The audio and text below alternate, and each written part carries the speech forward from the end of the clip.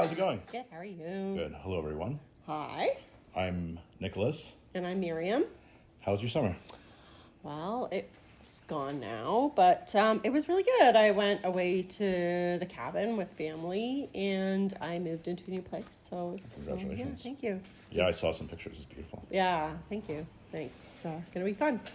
Yeah, fun. Fortunately, we're pretty much picking up right where we left off, even though we took the summer off ourselves.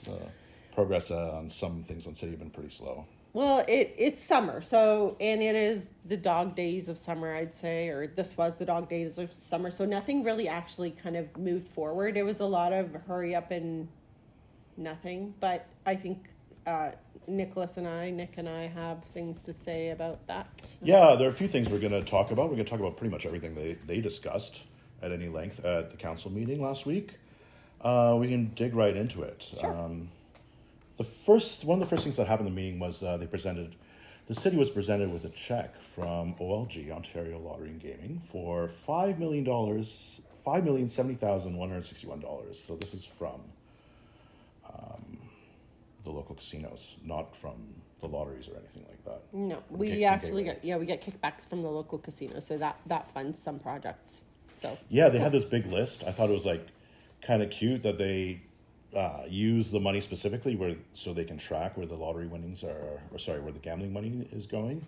There's like the boardwalk in Lambeth Park, the spray pad replacement, Springbank Pump House, and they had that really big check, eh? Yeah. Did you notice that? Yeah, I do. And it's funny because there's, I love the fact that we're getting free money or we're getting money back. I personally am not a big proponent of gambling. I don't like gambling, but it's something where in one hand, people do it and that's fine. And then we collect this luxury tax out of it, right? Sure. Or it's called a sin tax out of Sin it. tax, and then yeah. we use that to kind of deal with the problem on the other side of it. Yeah, well, it definitely is a serious problem as it relates to addiction. Correct. I know most people I know probably have a family member or a friend or someone in their social circle who is affected by that sort of thing. Yeah. So, let it roll. It's funny. You don't think that gambling money is going to come back and fund a park. Yeah. Isn't that interesting? Yeah, it's like the old mafia, who used to run the gambling and the liquor back in the day, But did they do parks? Well, I don't know. I don't want to represent anybody I don't fully understand. Exactly. Or yeah. But yeah, no, you know what they think that they should do with that $5 million? What's that? They should put it all in red. Yeah. Double it up, baby. It could be $10 million. Then we can, maybe another park. Blow on those dice. Yeah, we could do everything we wanted. I don't know if that's in the governance manual for city council and what their powers can be with the money that they get from the gambling corporations. So you may have a problem. Where there's a will, there's a way. That's what I always say. Okay, so let's keep moving on. Yeah, so there's let's see here. It was a small thing. It wasn't really discussed, but they accepted the 12th report of the Community Protective Services Committee. And Stevenson had a couple of questions. One of them was like, she wanted reporting on damage to social housing. Like she wanted specific reports. It's like, should she be burdening staff with these extra responsibilities instead of just going directly to the organizations to try to get reports that she's, I assume, for political reasons? I don't know. Okay, so I have been doing a lot of thinking about this. Mm-hmm. I've been thinking about a lot of what's been going on the whole of community response. So unfortunately what's happened is that the whole of community responses, I've said this to you before, they make the decisions on where this money gets divvied up to, and it doesn't go through council anymore. So I can understand why Stevenson wants these questions answered, and rightfully so. If my city councillor, Sam Trossow, or any city councillor wants these answers, again, they need to be answered. What do you mean they're not responsible for where the money goes? Like what money specifically? Like, for example, they are not, the people that are on whole of community, they're not responsible to the taxpayer. Like, they're not elected officials, so we can't vote them. We can't vote on what's happened to the money. Like, we can't vote our council member based on what's happened to them. And the only person we can really vote based on that is the mayor. Because the mayor is the one who charged the whole of community of the response of whole of community to deal with homelessness. I wasn't aware of the exact administrative dynamic as it related to funding of W. So this is the whole problem is that it's this money has gone to whole of community, and now on whole of community there have been some back and forth between different organizations, so things have stopped there. Oh yeah, so now council, slow, yes. So now council can't even do anything because the money is in their hands, but it should really technically be in council's hands, and they should be divvying up where all this money goes. So do you think there's like a realistic solution that could be implemented to deal with this? Well, I think I honestly think the mayor needs to take control of it and be like, okay, whole of community, I'm going to take this and let's get council to work on it. Yeah, that seems like a good idea. I mean, I don't know what else can happen at this point if council doesn't have responsibility for that money, or if they're voting on something they have no idea what they're voting on. Sure. Then I don't know. Like, democracy isn't working. Do you see how that's a problem? There's different resolutions on of democracy and how involved different layers are. It's something that came up later in the conversations too, with respect to the pathway through the park that we'll get to. Right. So do you want to? Yeah, that's some good insight. It helps explain what's going on a little bit, because I'm always kind of wondering, why isn't there any progress on any hubs being built? We need 6 to 10 hubs still. So there we go, and that's the issue, is that I don't think the Ontario government is seeing that the city is really coming through with with the plans and with the money, because council is unsure as to what's happening. So who knows what councillors are saying to the ministry? It's like a negative feedback loop, right? And it could be the mayor's feeding the ministry this, and then other councillors are going back and feeding the ministry other information, because I don't think everybody's on the same page on council. Clearly they're probably not. Yeah. So again, it goes back to the leader. It's all a leadership issue. If the mayor's not including everybody on council, then everybody's gonna left with their own story. And if he's not in control of that story, then this is what's happening now. The whole of community, the committee there is controlling something that should be controlled by council. So it's all very muddled. We should dig into this more, yes. Especially as the topic comes up in conversation, because right. There's some interesting thoughts, and I'd like to learn more about it so we can dig into it deeper. But that's great. And I think this will frame the next year going forward, because I think we've got a few issues on the table for the next year. Biggest one is homelessness or inaffordability, and I think that's one and the same. But the second one is the police budget. Absolutely. And I think it's all going to be tied together. And I think the mayor has to wear whatever happens, because we're not really getting anything else out of anywhere else. Well, there's that emergency training center that they want to build that has broached the whole conversation about the use of agricultural land and trying to preserve it. But to me, when I first read about the training center, it was slotted to be a $50 million facility, and now that has more recently ballooned to $200 million. And like any city project, it will inevitably go way over budget. But what really I don't understand is that we don't have any guarantees from the province. It's going to be like a fire station and training, as well as for police stuff. So it's close to the 401, so they're hoping to have other cities come in for training and to service the 401 corridor near its location. But there's nothing on paper. And usually the mayor is so prudent and looking for small savings everywhere.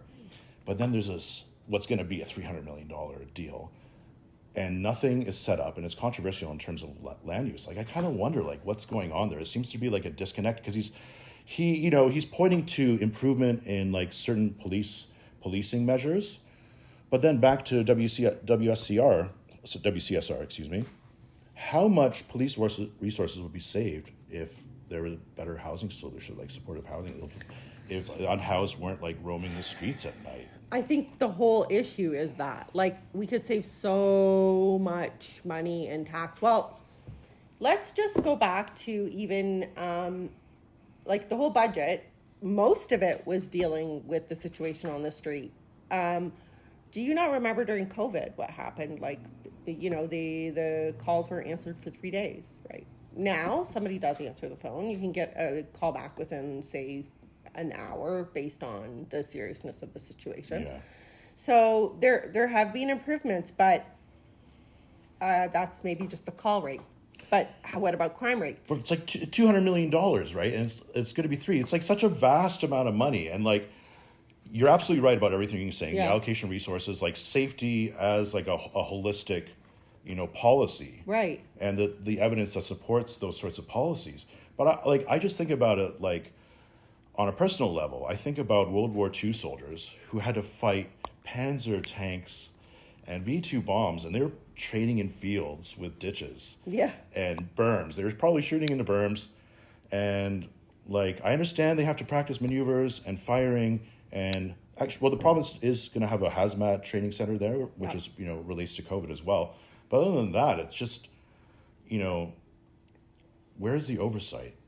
Yeah. Where are the guarantees from the province and from other municipalities before they're so gung-ho on it? It's like risky. It seems risky. It is. There's always a bit of risk when doing any of these huge, large projects. But I think this is, so I don't have a problem with the mayor going out and getting projects like this. I think it's a good idea, but I also think that he has to do it with others. It's just not him going out to do it. He should pull in other people on council. Like, does he have like deals on the books like that haven't been signed yet? We don't really hear anything about it. To speak to your point. He speaks with his cards very close to his hand, but that's his biggest that's going to be his biggest downfall, I think, because if you're not sharing with everybody else, you're the leader and you're not telling everybody else what you're doing, then everybody's kind of left to do whatever they want.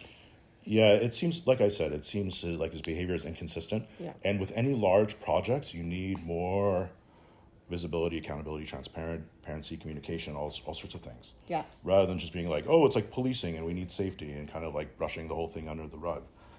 Let's move on. Is that all right? Yeah. Okay, Absolutely. cool. Then there's the residential rental unit licensing bylaw. So they're talking about whether to include signage on developments that include the owner's name, phone number, and occupancy limit. And they're also discussing whether to have like status cards in apartment buildings like they do in restaurants, like giving them ratings. And they're also talking about integrating information where like this sort of information is available on the website. And I think there's also going to be later discussion on whether to have these signs at all. And I was kind of surprised Sean Lewis himself, the deputy mayor, said something that like people don't even look at the health unit signs. I know I do. Well, yeah, I definitely notice them. And when I'm walking around at developments, I'm always looking at their signs. Like, you see the posts for, amendments or like zoning changes or whatever. That's how I do too. But again, I'm involved and I think you're... Oops, sorry. That's okay. Sorry, guys. Sorry. Oops, you're going to hear that. Involved.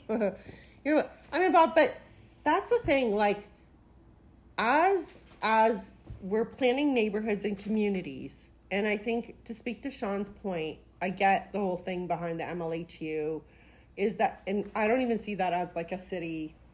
It shouldn't even be a city thing. That should be provincial because it's healthcare and it's taking care of people. Like, public health is a weird thing, but to speak to the point of those counselors, I think you should do that because when you're building communities, I think people in the community need to know what kind of homes are going in your community because if they are boarding houses, which I'm going to be honest, I have an Airbnb that's unlicensed. That was, beside where I was living before. Highly disruptive. Yes, and there was a boarding house behind us as well. And so it's not that it's disruptive. It's you don't have like there's no neighborhood feeling. It's just transient people in and out. It's loud. It's annoying. We found old underwear on our driveway once. Like it's just craziness that it's unkept. We find garbage out where it's not supposed to be. So it's not good for communities. They're not good. Boarding homes and they're not good for communities. Well, the council agreed to include like the owner name and phone number and occupancy limit. Yes. But whether they're still going to be discussing whether this should be included like on the front of the building, like publicly displayed, or whether this information would just be available online. I don't mind it being. I think it should be online. I think very well if there's a landlord and they've paid for their licensing, then you can call them there. And if they haven't paid for licensing or they don't have a registered B&B, you can call bylaw and be like, they don't have it, and tell on them, whatever.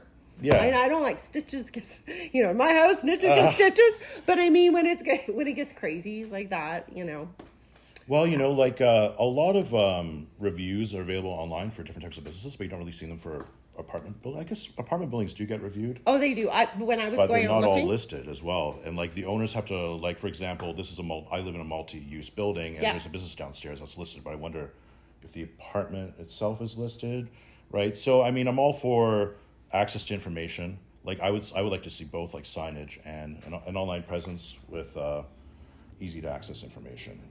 but online, this goes to the question: how do you find an apartment? Like, you go online, right? Yeah. So you go Zillow, Yeah, right? And the sure. other thing is like, you go with the good.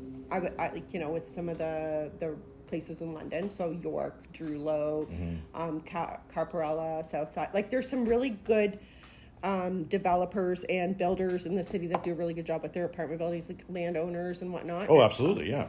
And so you go with the trusted ones. I think there's a whole bunch. But I mean, with the scarcity and like we're in a recession, people don't always have the choices, right? Right. So any more information you can get, I think, is valuable, especially with what's been happening the last few years with the explosion of the housing market. I think like renters need to be protected more, and having greater accountability for like apartment building owners would only really improve the quality of life for renters. Just notice my button here is undone. Hopefully people didn't get a free show.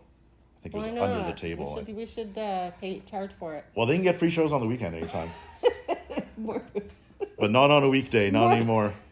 I'm writing down more protection for renters, and you're talking about giving people a show. Well, those, culture and housing, yeah, they can be related. How are we doing for time? Can you? Yeah, check for us? sure. Just We've got want- 16 minutes. We're good. We're Okay. doing pretty good. I think we got a couple more. So we're getting into the heavy duty stuff. So these conversations were pretty light. Like even with what the bylaw change we were just talking about, the mayor at the end of his, I quote him, "Well, you don't see that often." That was a pretty good debate. So people were getting along and moving along, and things slowed down once we get into the PEC section, the Medway Valley Heritage Forest, environmentally significant area. So that is, I think, that was in my ward. And I don't know if I was not the counselor during that time, I don't think. At a Wandering Park. Yeah. Yeah. So I was Ward 6. So I don't think that happened under my watch. I think it happened maybe when... Well, but it doesn't matter. I guess it's been like in development for the last 10 years they're talking about. Exactly, yeah. So they were kind of discussing whether a certain part on the south side of the park should include a level 3 path. So this would increase accessibility for people with accessibility issues. Yes.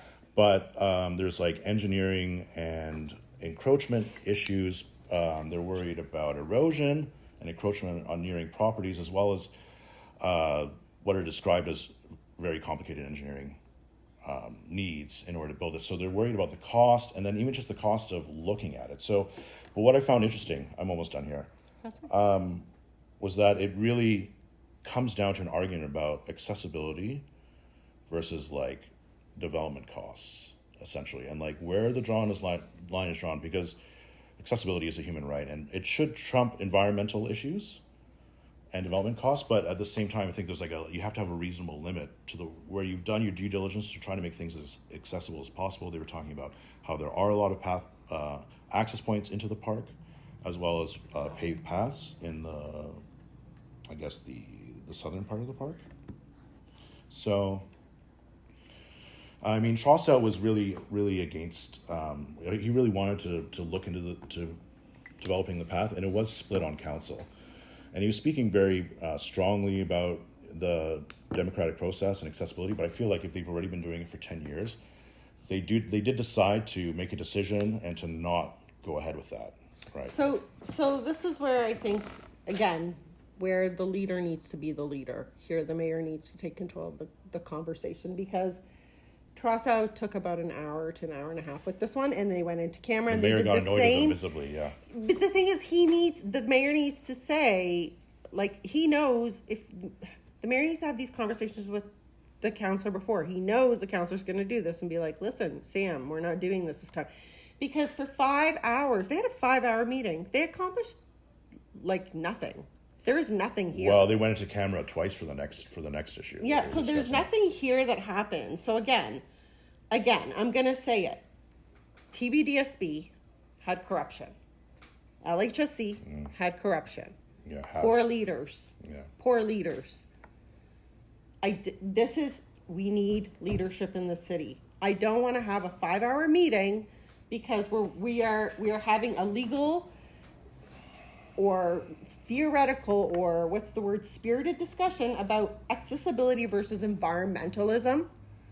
Like, this is philosophical. Yeah, I hear what you're saying, but at the same time, like, the councillors have, like, certain privileges and rights. So, and like, there are rules about how much they can speak and all this kind of stuff. And the mayor is running the meeting. He has to respect those rules. I don't think he should be like, and who knows what's happening behind closed doors, like the private conversations that you say should be happening. Like, maybe things are even more tense, behind the scenes. Well, I watched the thing is I've been watching all of the committee meetings, and the councillor warns these things, though. He says in the committee meetings, I'm going to do this. So you need to pay attention to these things and follow up with him so that he doesn't go and have these philosophical discussions that nobody knows how to answer. He was concerned about liability issues, so, right? By not adhering to accessibility codes. I'm going to tell you something about this. In the north, okay, we have libraries, and it's like none of them are accessible. Do you know why? Cost. Yeah, well, that's... So what are you going to do? What does Ontario do at that point? Like, okay, fine. The libraries aren't accessible. Okay, fine. These government buildings can't be accessible. There are buildings in like Brantford that are not accessible. City buildings that are inaccessible. Yeah. So, and what I'm saying is, yes, we could be liable for that, but I think we need to focus. Focus. That's not an issue we need You're to hitting be going something. I mean, crazy if there's a about. lack of accessibility to, like, within the obvious urban areas, especially government buildings, that should definitely be prioritized as opposed to, like, building a path up to an eroded ridge atop a hill. I mean, there's some places I can't get to in the city. I mean, should we pave everything? No. And they were talking about the neighborhood, like Councillor Rahman was talking about how the community likes that its current status is passive use. So they're trying to maintain natural features, and they're talking about how there's the Museum of Archaeology. Yeah, archaeology. Yeah, there. that's right. So, and they use it for different cultural things, and they like it the way it is. And of course, there are always going to be voices supporting the important representation of accessibility. It's totally paramount. But I do agree with the council's decision to move ahead without investigating this, because it was just a 630-meter stretch of like highly inaccessible area of the park, where they're saying most of the rest of the park is already quite accessible, fortunately. And that's the thing, you have to weigh out, and we don't want to not include everybody, but then it goes to this thing where in education, you have to make sure that your sides are covered, but you teach to the middle, and you make sure that the middle is funded, because that's the way society goes forward. And I think that if you get most of everybody to access the park, I think you're doing a good job. I would love to include everybody, but the costs are prohibitive to do that. And I think, unfortunately, that's just how society is. If I had like a pot of money that is completely, That's what we need. Is we need a big pot of money. A big pot of money. Anyway, yeah. So we can always talk about the lovely things to have and have this lovely society, but we have to be realistic. Let's see here. So the next thing they talk about, now they didn't really talk about 1196 Sunningdale Road West. So this is part of like funding for infrastructure improvements, and there's going to be a $18 million 2-year road expansion on Sunningdale Road. Part of it is going to probably support the Sunningdale West Phase 2 development, offering 43 luxury custom homes near Medway Valley. More luxury homes. It's a broader trend, right? Upscale housing, and it directly contends with issues like agricultural land offset policies. Do you know that those are sold out before they're ever even built? Well, I mean, if there's money in it, I mean, that's good in a way, but like personally, I think we need a cultural shift toward like more modest housing solutions. I would love to have that modest shift, and I would love to have that conversation, but I don't think people are there yet. And you can try to force it, but it doesn't work. So when you try to force it, they're buying homes in Kamoka. Yeah. And they're cheaper.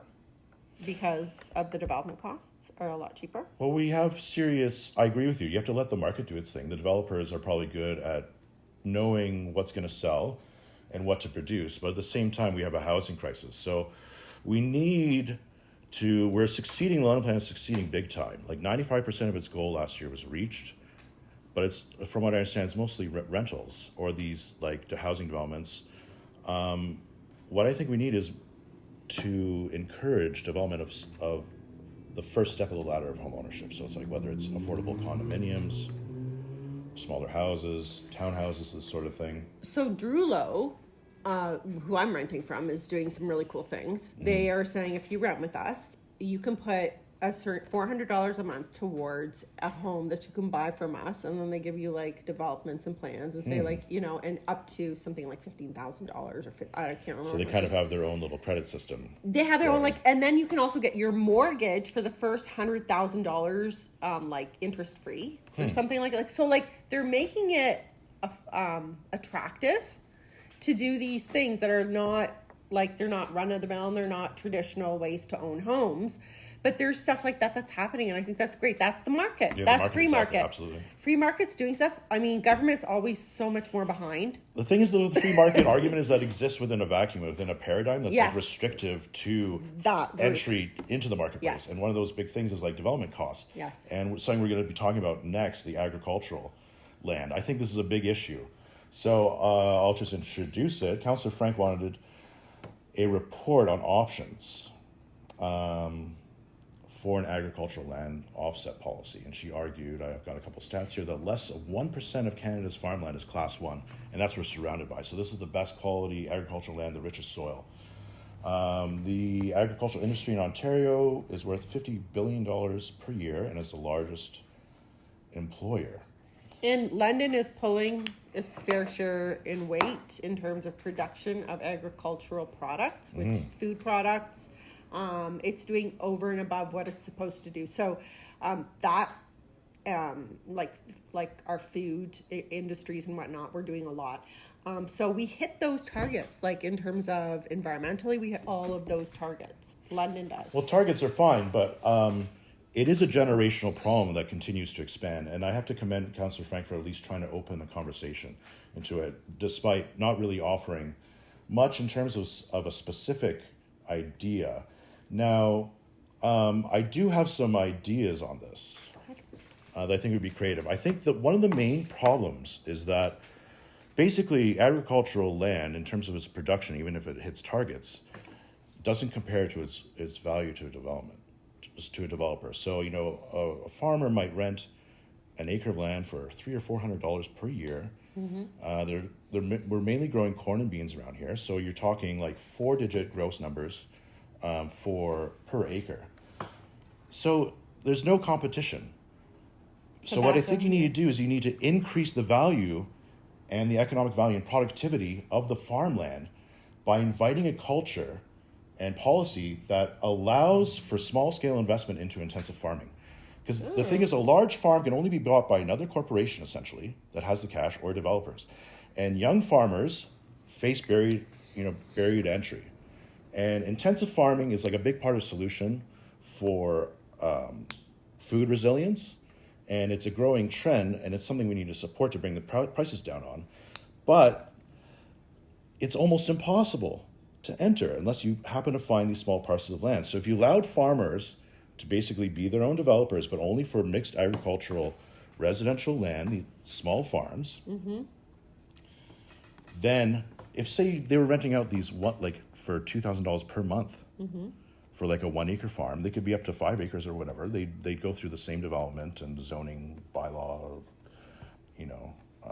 stuff as they do now. But now you're like increasing the productivity of the land tenfold or 20-fold and establishing an infrastructure that might last over the next 25, 50 years, which is what I think we have to be looking at. It's like there's the urban growth boundary, but we have to be thinking 50 years ahead in terms of agricultural land, because we're going to need more food production as population increases, and we need more innovation. So there's all this stuff. There's like biodiverse farming. There's like AI I have something for powered you. farming. Sure.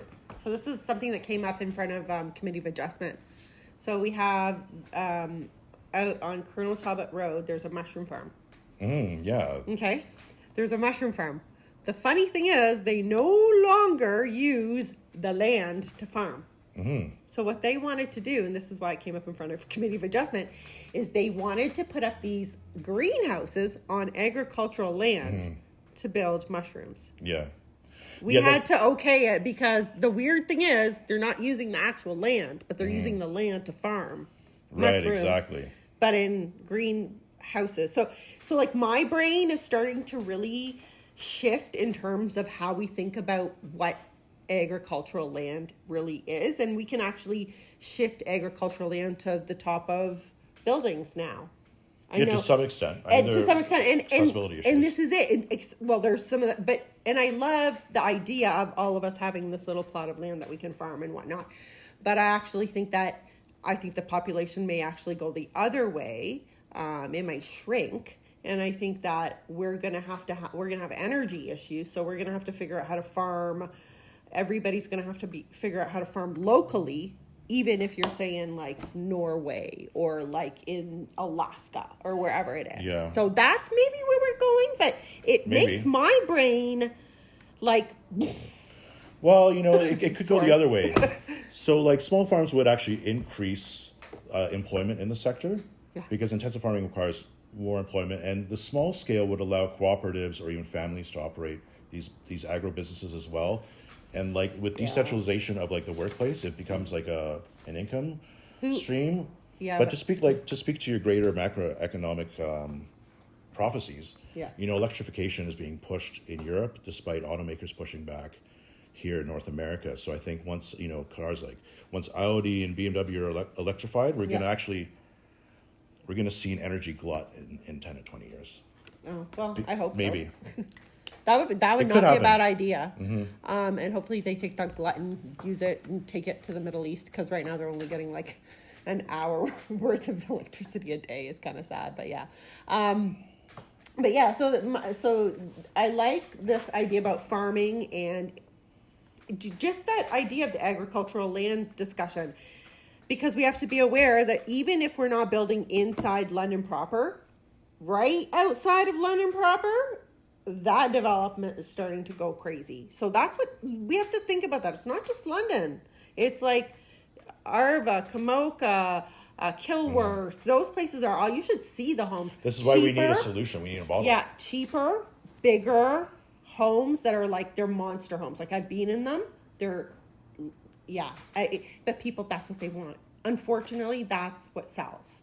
So if we can change and shift people's wants, then we can. Well, what we're trying to avoid is like McMansions being built on agricultural land. That's like one of the worst uses. Go back to your mushroom vertical farming thing, it's like we have empty commercial space that could be used for that rather than using arable land. Yep. But like a lot of some greenhouses still use the soil, but that's becoming less popular as aquaponics and all that. It's also dirty, and that's why the mushroom. The funny thing is that's why the mushroom farm does it inside of the agricultural in the greenhouses, because they find that the mushrooms get dirty and they don't want them to get dirty. They want them to be like... Well, mushrooms are grown in highly controlled environments. Yeah, exactly. Like climate controlled environments. It's actually, they're really affected by carbon taxes because they're so energy intensive. And that's why mushrooms are so expensive. Well, there's a mushroom farm in London and they're doing cool things, I think. From what there are a couple. There's the shiitake one as well. And they're from Japan. They're investors from Japan. Yeah, the operator worked as a mushroom grower for many years. Yeah, and they sell them to New York City. I wonder if mushrooms are exempt, like cucumbers. Like you're right. They say 86% of our agricultural stuff gets exported, and a lot of that will be greenhouse products too. So that's why we need the local market gardens and innovative small farms to service the urban areas, because say energy does continue to get more expensive, which likely will, because everything gets more expensive. You want to reduce transportation costs, you want to reduce all carbon. that kind of stuff. Carbon output. It's just carbon output. It's literally that's all it is. You want to reduce your carbon output not because it's carbon output, but because it just takes longer. It's doesn't taste as good. Mm-hmm. Like you put something on a truck from Florida or you grow it here, which is going to taste better. intensive farming can also take advantage of like off-peak energy. Like they could use That's right. electricity to generate light overnight very inexpensively and use that surplus energy that isn't being stored otherwise. We totally went off on that tangent, so we should probably wrap it up, eh? I think we pretty much discussed the whole meeting anyway. It was great. It was a lot of fun. And it was about London stuff because that mushroom farm is in London. Yeah, and like I try to stay away from federal stuff. Yeah. But you know, the big picture like should be informing our decisions on a local level as well. Yes. Right. So I look forward to our next conversation. Probably in 3 or 4 weeks after the next concert. Awesome. You done? Look for our clips. Woohoo! Subscribe, All right. like.